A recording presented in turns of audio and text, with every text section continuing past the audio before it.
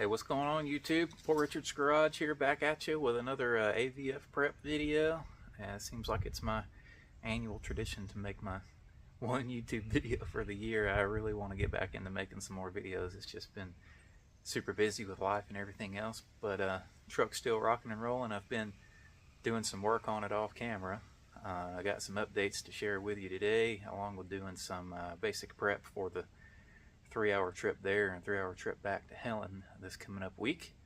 I'm going to try my best to get this video up before we leave. Should be able to, so we'll see how it goes. I'm over at my dad's place using the lift today, make it a little bit easier to get everything done, but let's get the oil changed and then I'll show you a walkthrough on this thing.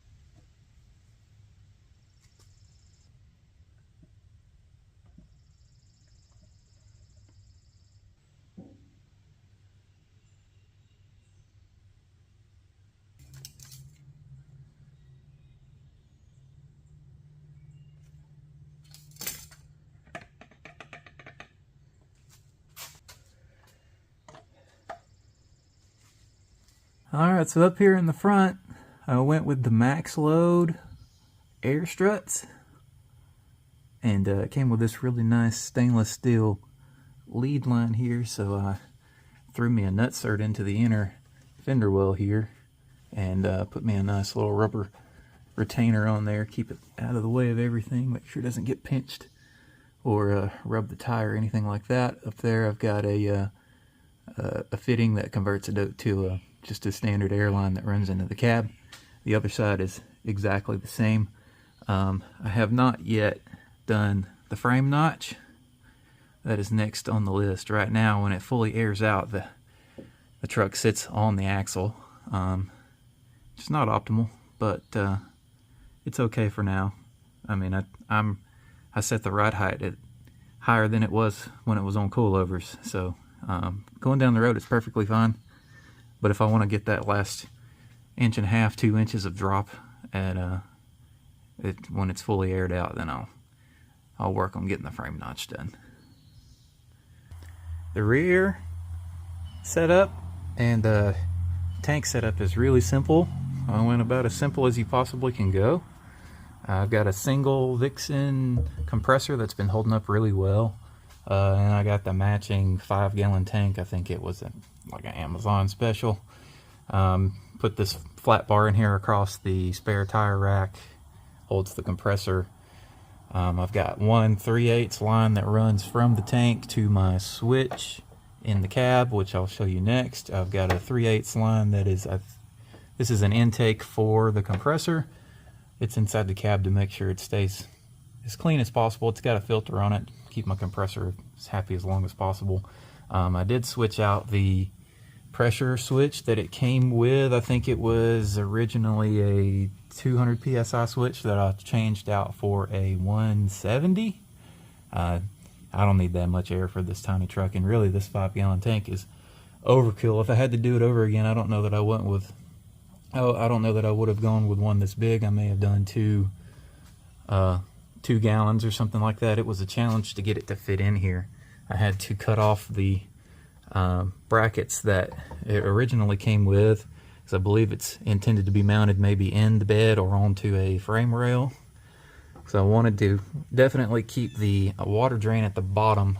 So cut these brackets off, built some new ones, repurposed the old ones. I had a Had a friend of mine weld it up for me. We got it mounted in here. We got pop-off valve back there just for safety. Not using all the ports, so I got a couple of plugs in there. For the rear bag setup, very, very simple. Went with this switch suspension universal bag over leaf bracket.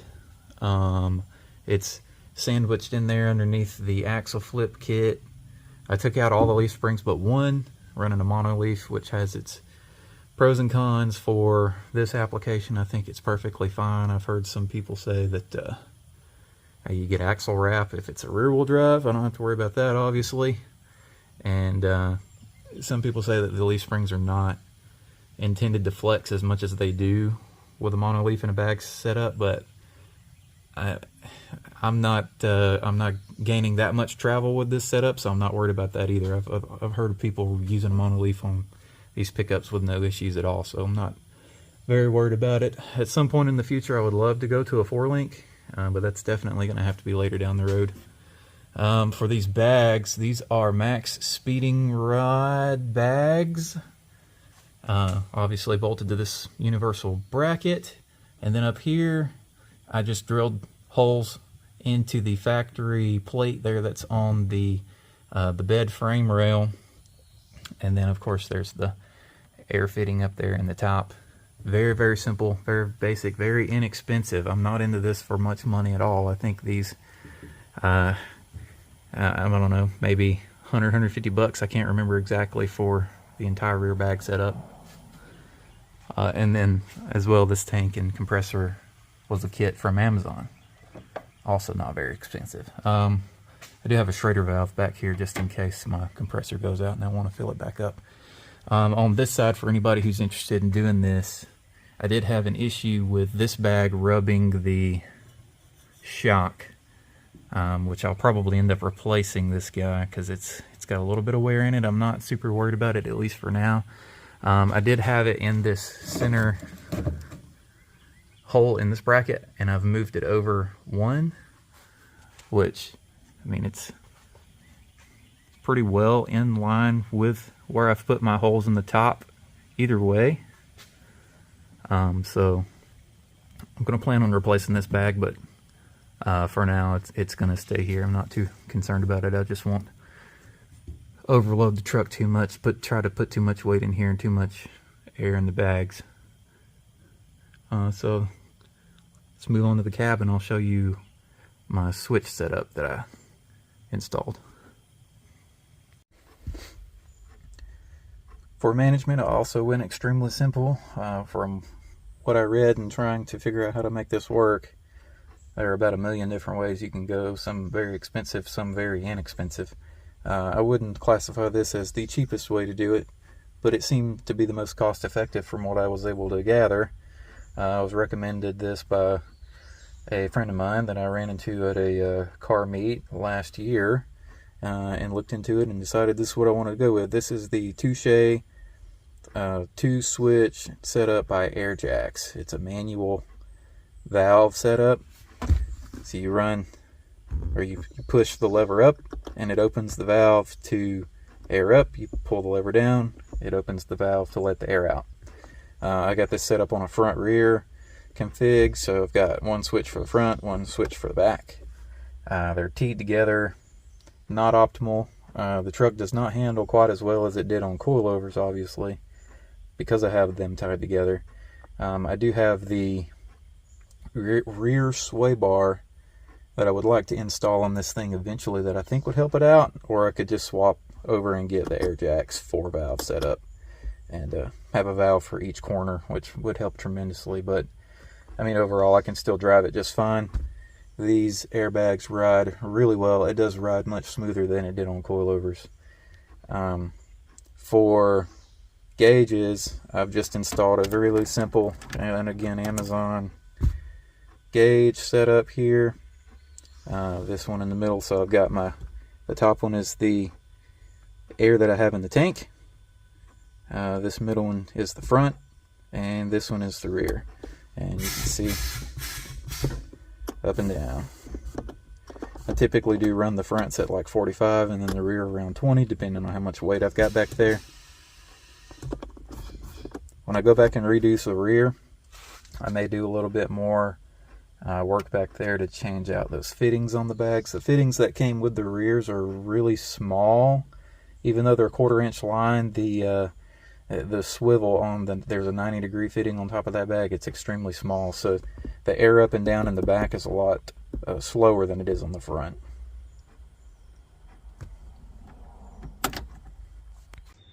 So I'm back at home to finish cleaning up this thing to get ready for Helen. Thought I would take a minute to go over a few changes in my wheel and tire setup. I've had a few questions about what I'm running. I am on a staggered set of Inky 92s that you can buy pretty much anywhere, eBay, Amazon, whatever. Very cheap and easy to find a wheel, and they have served me well.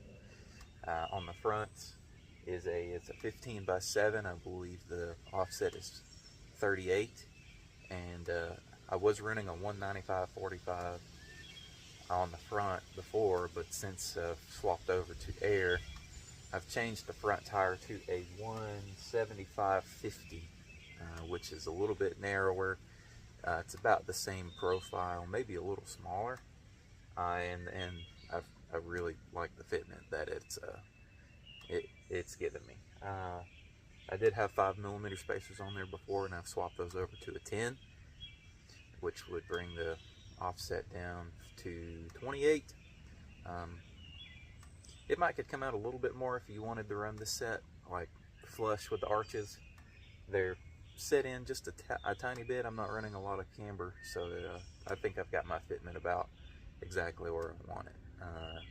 Again, with the frame notch in the front, and I've also picked up some extended ball joints and a tie rod flip to get it all down at full drop, and that'll be coming in the future video.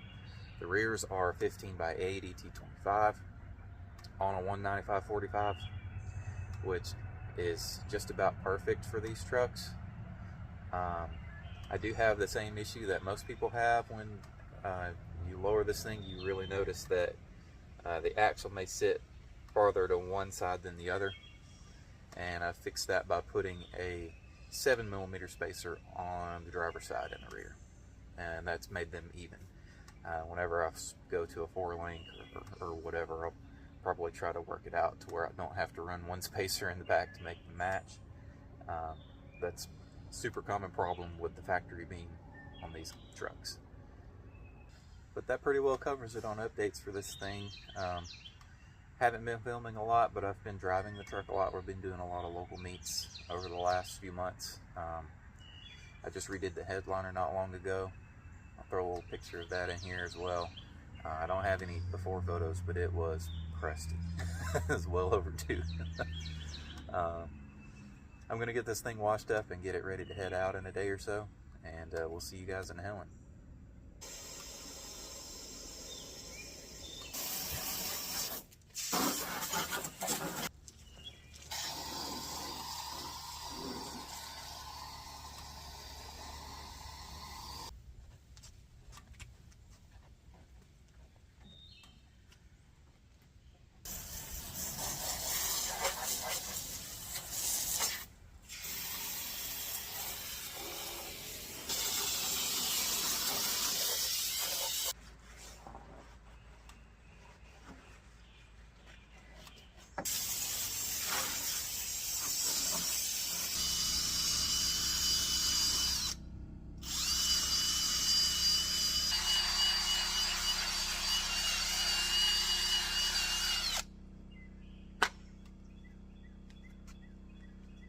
Carpet cleaning hack, toilet brush on the old drill. Works like a charm. Also works in redoing headliners. It pulls the foam off the headliner card pretty well without damaging the card. Just recommend get yourself a new one. Cut the end off.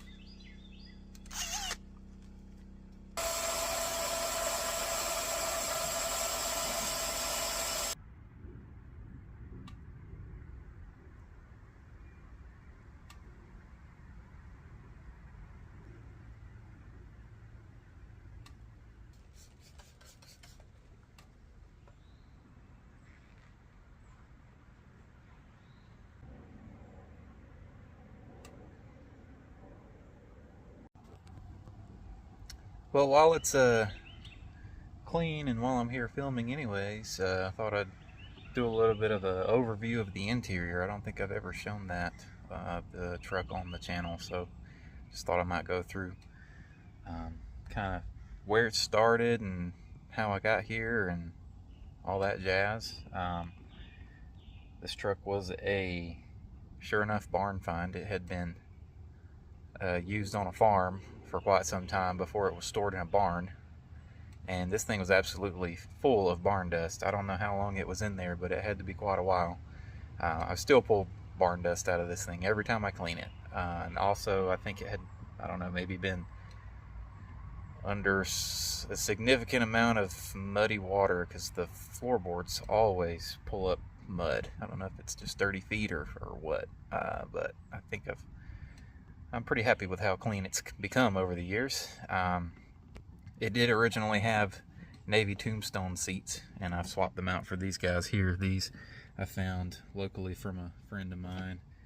They came out of a blue Wolfsburg edition Cabriolet, so they are the nicer bucket seats with a little bit more bolstering, and they happen to be the right color scheme, which was really cool. Here's my headliner that I just finished up. Nice paisley pleather type stuff. I don't have a before of what that guy looked like, but it was rough. The steering wheel over here, tri-spoke, sportier steering wheel that they put in these cars. It originally had the navy blue with this solid bar across the center. I swapped it out for this one. This one came out of a truck that my brother and I had many years ago.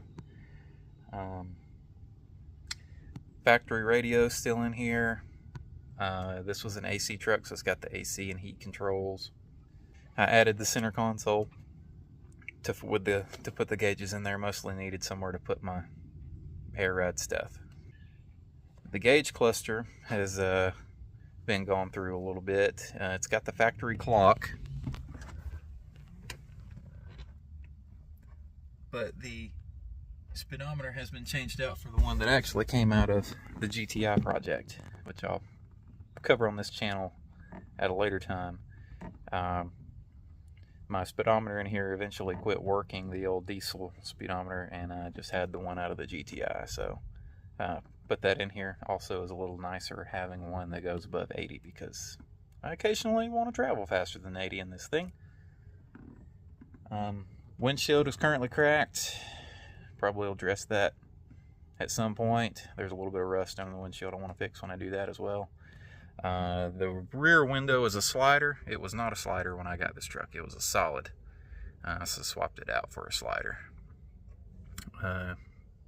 Does leak a little bit.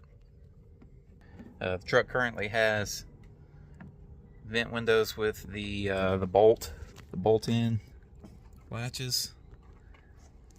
When I got it, one of them was the glue in, and the latch had fallen off, of course, and whoever had this thing before me glued it shut. So I swapped one of those out. Of course, changed the door handles and all that regular stuff that needs to be fixed on these things. But other than that, that's basically everything. Just like most of the rest of the truck, I've kind of gone through it a little at a time here and there. Really happy with how the headliner turned out. I think that was one of the last pieces that I wanted to do in the interior. Oh yeah, my shift knob, I just got this guy. Sparkly yellow, kind of cool. Kind of ties it in with the gold. That was the color scheme I've been going for here, is the navy and the light blue and the gold on the white. Not really sure what I'll do next on the interior. She's cleaned up and ready to go to Helen. I think I'm going to call the video here, so I hope to see you there. If you're able to be there, show up, behave, have a good time. Thanks to Paul and everybody who puts this event together every year. I'm going to really try to make a few more videos than my AVF prep video and try to get back into it, but all good things, right? So stay cool. We'll see you guys in Helen.